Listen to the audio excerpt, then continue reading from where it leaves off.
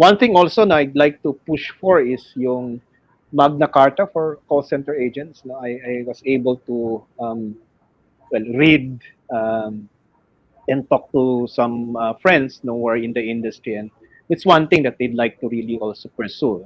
Like to study that and see if it can be pursued in the Senate. No?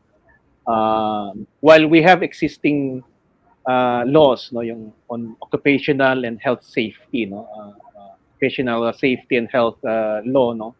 Pero maganda rin sigurong pag-usapan kung paano natin isusulong yung karapatan ng mga call center agents, no, better office arrangements, no, yung sa kanilang health trend, in terms of health insurance, no, the right to unionize. I think it's something that also some call center agents would like to pursue, no? And yun nga, yung pursuing yung working arrangements at home.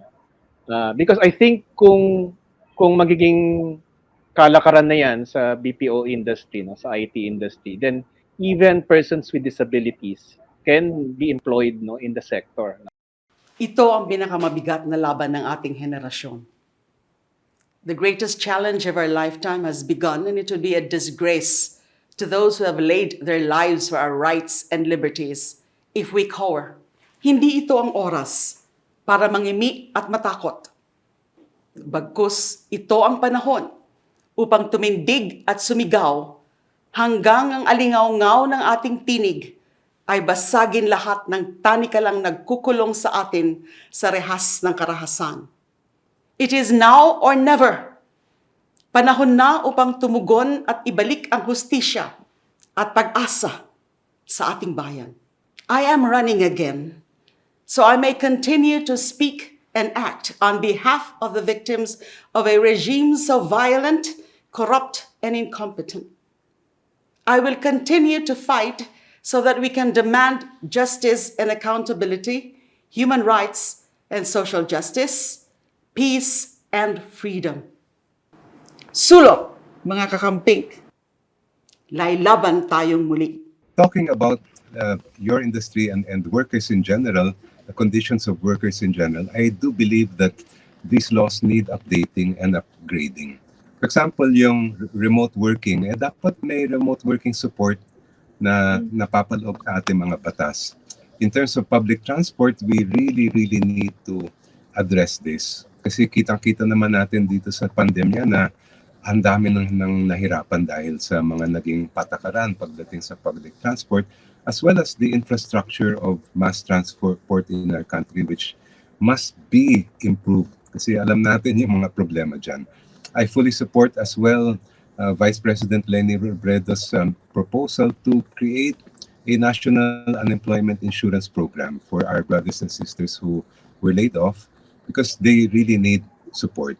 Tingin ko rin, we have to find ways to provide, the government must provide fiscal stimulus to our MSMEs because the MSMEs in our country employ about 64% of our workforce. Pag sila ay bumagsak, ay ang kawawa dyan yung mga empleyado at mga pamilya nila. There hasn't been that kind of support from the government. I again would like to say that I agree with the proposal of Vice President Robredo to do this, provide fiscal financial assistance to MSMEs on the condition na walang tanggalan, hindi sila magtatanggal ng mga empleyado. And in so far as the IT BPO industry is concerned, I think we need to revisit the laws, especially those that govern the IT ecozone hubs, and create a better regulatory environment for your industry. You know, in our country, yung problema in many different industries is the regulatory environment. And hindi kayo nag-iisa dyan sa mga concerns ninyo dahil nakita rin naman natin sa iba't ibang mga sektor na kailangan talaga lagyan natin ng ngipin ang ating batas. Dapat may kagat ang hustisya. Magandang araw po mga kakamping natin sa IT at BPO industry. I hope you're all safe and healthy. Ako po si Senator Risa Hontiveros. At una sa lahat, salamat sa inyong suporta sa akin at sa pamumuno ni na VP Leni Robredo at Sen Kiko Pangilinan. The IT BPO industry continues to thrive amid the global pandemic slow internet connections, and outdated technology. Noon pa man, we saw the potential of this industry to create more jobs when many of our kababayan lost theirs during the onset of lockdowns. Early on, I urged NEDA to tap viable sectors like the IT BPO that can provide more employment as the economy continues to face recession due to the COVID-19 pandemic. Investing in BPOs would not only lift the economy in general, but also provide earning opportunities to unemployed and underemployed Filipinos even at home. You are one of the many economic boosters. Kahit mag-lockdown, ay makakapagbigay ng hanap buhay at trabaho sa ating mga kababayan. BPOs are among the industries that are resilient and have showed signs of growth even in the midst of the pandemic. They should be adequately supported. Dito dapat nag-i-invest ang gobyerno. Internet connectivity must be enhanced, and our technology infrastructure must be upgraded. Youth apprenticeship should have a special focus on digital skills to take advantage of the window of employment opportunities for our young digital natives. Most importantly, your rights and welfare as workers must be protected. As partners in the implementation of the mental health law, companies should strengthen their programs that will promote your physical and mental well being, especially during these trying times. We also filed the Balik Trabahong Ligtas Bill to provide protection and safeguards to those who need to report personally to their workplaces, which are considered as hotspots of infection. Marapat lang na suklian ang napakalaking kontribusyon ng economic frontliners gaya ninyo na siyang nagtataguyod ngayon sa ating bansa. Ang lahat ng ito ay nakaangkla sa ating advokasya na mabigyan ng healthy buhay at hanap buhay ang lahat ng mga Pilipino. Maraming salamat sa inyo at mabuhay po kayo.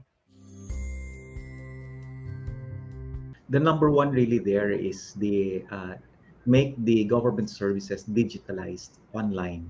That's really that's really the first and the most important. Make the government services online, digitalized, and kailangan may nakatutok parate. Ibig sabihin, there must always be someone attending to you, even behind the computer. Tapos give limits to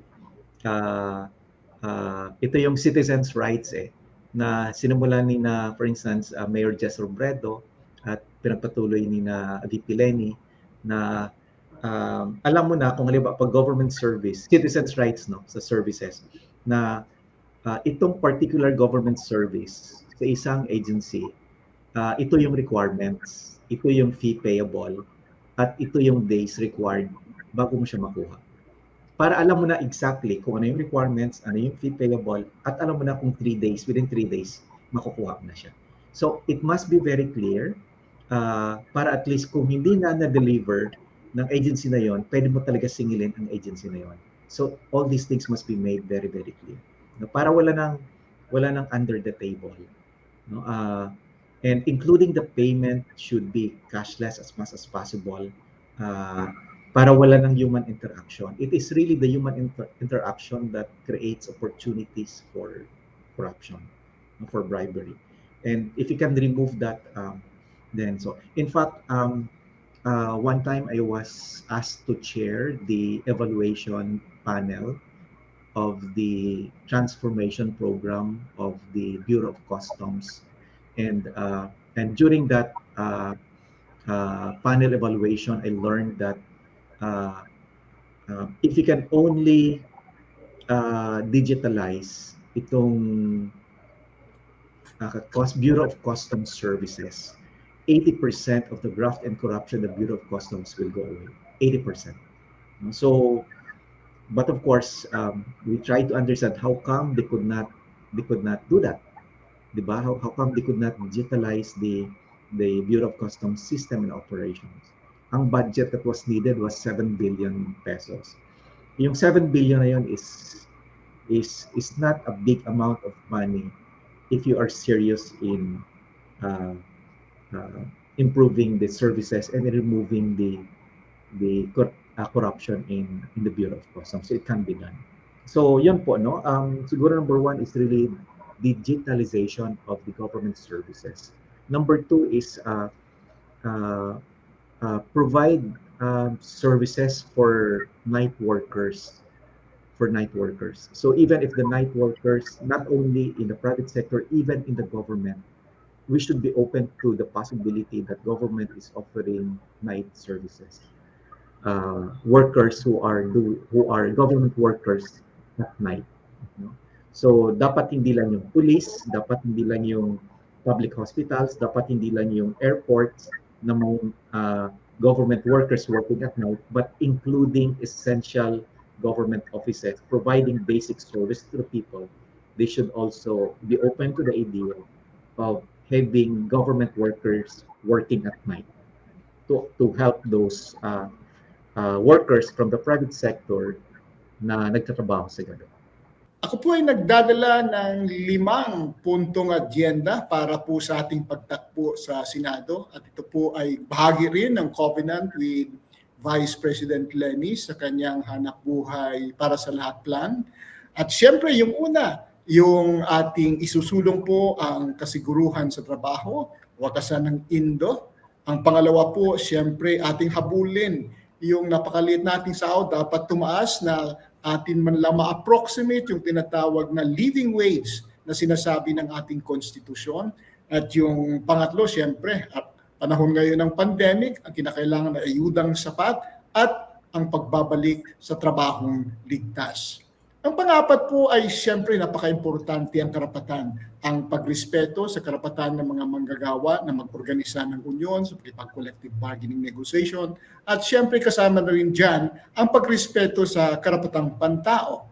At panglima, napaka-importante ito at in-emphasize talaga ito ni Vice President Lenny, ang partisipasyon ng mga mamamayan natin sa anumang decision making na maapektuhan ang kanilang mga karapatan at interest. Ito pong 5 ito ay bahagi ng covenant ng labor unions, ng All for Lenny or Alliance of Labor Leaders for Lenny.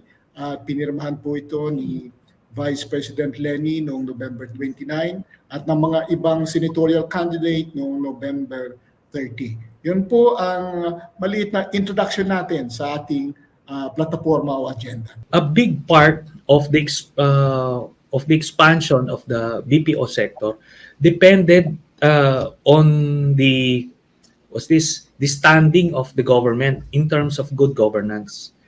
Yung panahon ni Pinoy na naging investor friendly siya at naging confident yung mga foreign investors na the country is in good hands, doon po nag-expand. Marami nag-invest dito, no? Kasi yung natural talent ng Filipino, kasi good English speakers tayo, no? Tsaka maganda yung training and education natin sa English. Yun nakaka-attract yon, big factor yon. But what will close the deal is yung political environment. Kung nakita nilang yung gobyernong in place hindi corrupt at yung level yung playing field hindi nagsi-shakedown, doon sila naiengganyo mag-invest. So doon nag-expand ang BPO sector. Pero sadly, nung naupo na si Duterte, na-shatter yon.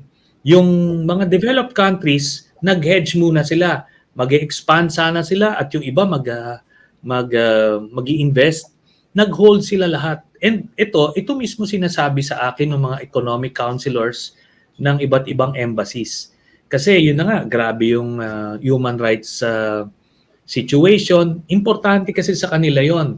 Kasi they want to invest to reward yung mga democratic or countries na nagpo-promote ng democracy sa kanilang bansa by investing in those countries. Pero nung hindi na, umaatras sila. At yun yung sinasabi kong magiging difference. If VP Leni would be the president of the country, she would symbolize that good governance. Gaganahan yung investors magpasok dito ng investment at mag-grow talaga siya exponentially. Pero pag si Bongbong Marcos yan, believe me, hindi tayo mag-grow. Yung mga existing ngayon, worse, baka hindi pa mag-renew. No? Ngayon, nung panahon ni Duterte, ang pumasok yung BPO sector, pero pogo at mga workers, mga Chinese workers. So, hindi added work for the Filipinos, but for the Chinese nationals, siguro ang nakinabang lang yung real estate sector dito sa some parts of Metro Manila, but that was it. So yun yung kailangan nating makita na kaakibat yan. Yung investor confidence, magmumula yan doon sa standing nung magiging presidente natin sa international community.